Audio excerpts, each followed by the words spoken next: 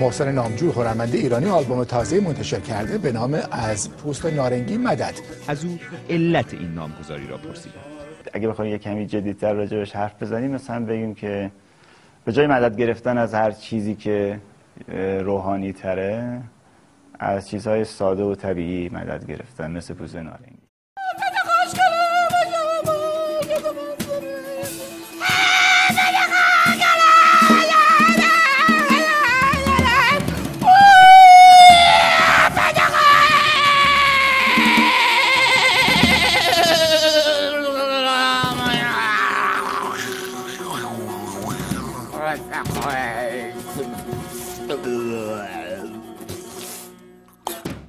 خلاقیت و ذهن آزاد محسن نامجو هنر اون رو منحصر به یک قالب خاص نمی‌کنه.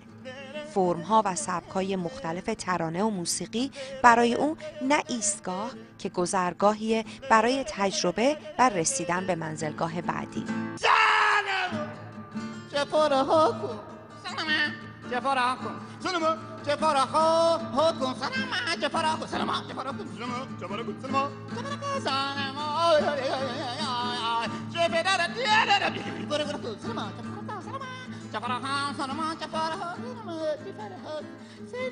کلا این شکل ترانه نوشتن و ترانه ساختن به یک شکلی میتونم عرض کنم که در ذهن من داره به پایان میرسه، یعنی کفگیر دیگه به ته دیگ خورده. حالا این آوازخوان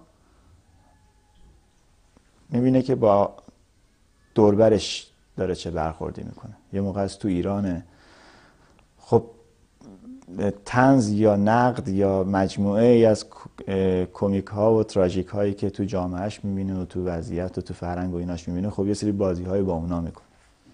ولی اصل قضیه در واقع تقدس زداییه. سگ بود اخلاقش، پادشاه سیبیل و تریاکی.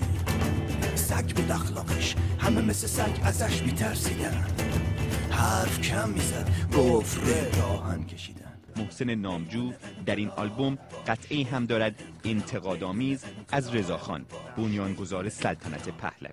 رضاخان یکیش 3-4 تا انگیزه داشت. یکیش اون بیت معروف پروین اعتصامی بود که روزی گذشت پادشاهی از گذرگهی، که من یه روزی به این فکر کردم که میشه به این بیت خندید که اصلا بیخود کرد پادشاهی از اون گذرگه گذشت، یا یه جوری به یه شکلی یه کار طنز با این بکن.